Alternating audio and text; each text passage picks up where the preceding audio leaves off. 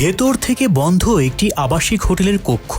Ceiling ফ্যানে ঝুলছে এক তরুণের নিথর দেহ, আর বিছানায় পড়ে আছে এক তরুণীর প্রাণহীন শরীর। ঘটনাস্থলের দৃশ্য দেখে প্রথমে সবারই ধারণা হয়েছিল প্রেম ঘটিত বিরোধের জেরে তরুণীকে হত্যার পর আত্মহত্যা করেছেন তরুণ। প্রায় 10 মাস তদন্ত শেষে থানা পুলিশও সেই সিদ্ধান্তেই পৌঁছায়। কিন্তু ঘটনাস্থলের কিছু নীরব আলামত যেন অন্য গল্প বলছিল। বালিশের সাদা কভারে রক্তমাখা হাতের ছাপ, ফ্যানে ঝুলন্ত মরদেহের বাঁধা হাত, কক্ষে পড়ে থাকা ভিন্ন ব্র্যান্ডের সিগারেটের ফিল্টার, প্রযুক্তিগত তথ্য এবং ঘটনাস্থলের নানা অসঙ্গতি শেষ পর্যন্ত উন্মোচন করে ভয়াবহ সত্য। আত্মহত্যা নয়, এটি ছিল পরিকল্পিত জোড়া হত্যাকাণ্ড। তরুণীকে সংঘবদ্ধ ধর্ষণের পর হত্যা করা হয়, আর তরুণকে হত্যা করে আত্মহত্যার নাটক সাজাতে ফ্যানের সঙ্গে ঝুলিয়ে রাখা হয়েছিল। Premium commercial space is now for rent. Featuring ample parking and excellent accessibility, this 4,200 square foot space is ready. Elevate your business and call us today. ঘটনাটি 2016 সালের 22 এপ্রিলের।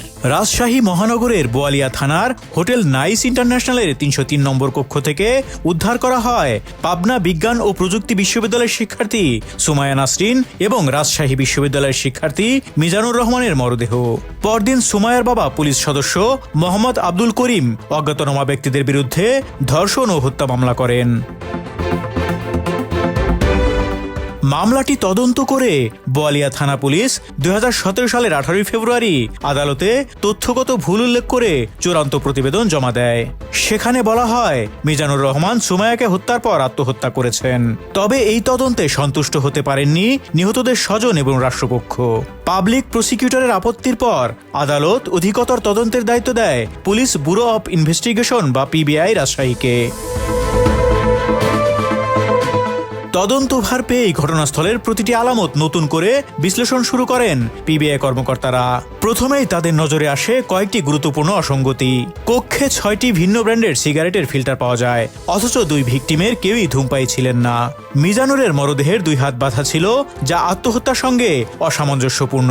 সুমায়ার মাথার নিচে থাকা বালিশের সাদা কভারে রক্তমাখা হাতের ছাপ ছিল, কিন্তু নিহত দুজনের কারো হাতেই রক্ত ছিল না।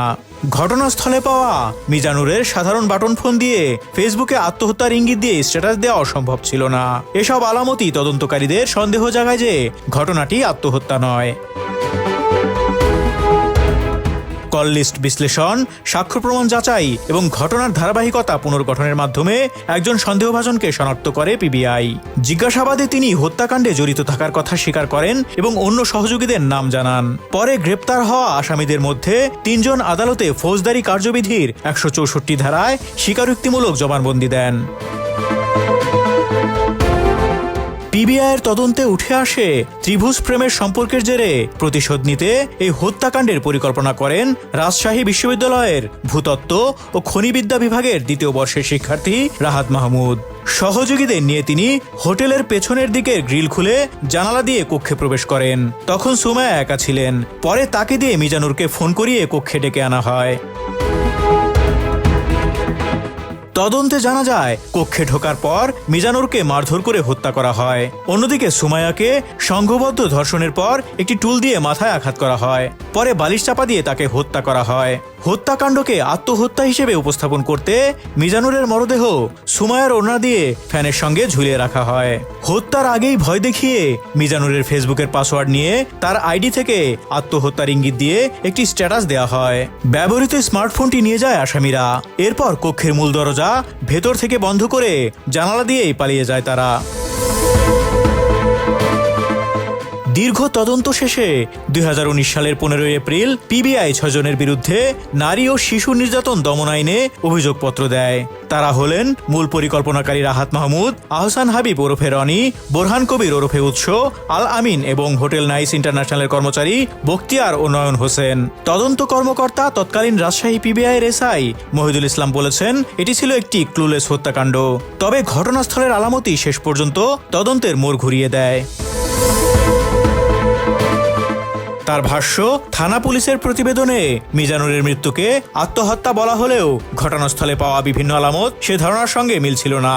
ফ্যানে ঝুলন্ত মরদেহের 2 হাত বাঁধা ছিল, গলায় 2 পাশে দাগ ছিল এবং তার প্যান্ট কোমর থেকে নিচে টেনে নামানো অবস্থায় ছিল। এসব দেখে শুরু থেকেই হত্যার সন্দেহ তৈরি হয়েছিল। তিনি আরও উল্লেখ করেছেন, সুমাইয়ার শরীরে কেবল মিজানুরের ডিএনএ পাওয়ার তথ্য তদন্তকে বিভ্রান্ত করেছিল। তবে অন্যান্য আলামত, প্রযুক্তিগত তথ্য ও সাক্ষ্য প্রমাণ বিশ্লেষণ করে প্রকৃত ঘটনা উদ্ঘাটন সম্ভব হয়েছে। জীবন অবাক না করলে কে করবে? 28% মিল্ক ফ্যাটের অবাক করার সাথে ফ্রেশ মিল্ক পাউডার। জীবন অবাক করুক প্রতিদিন। পিবিআই এর পুলিশ সুপার আবু ইউসুফ বলেন, শুরুতেই ঘটনাস্থলের প্রতিটি আলামত গুরুত্ব দিয়ে বিশ্লেষণ করা হলে রহস্য উদ্ঘাটনে এত দীর্ঘ সময় লাগতো না। শুধু কক্ষের দরজা ভেতর থেকে বন্ধ ছিল, এই একটি বিষয়কে কেন্দ্র করে আত্মহত্যার ধারণায় সীমাবদ্ধ থাকায় থানা পুলিশের তদন্ত ভুল পথে এগিয়ে যায়। তার ভাষ্য, জানালা দিয়ে প্রবেশের সম্ভাবনা, বাঁধা হাত, রক্তমাখা হাতের ছাপ, প্রযুক্তিগত তথ্য এবং ভিকটিমদের ব্যক্তিগত সম্পর্ক, এসব গুরুত্বপূর্ণ বিষয় যথাযথভাবে যাচাই করা হয়নি।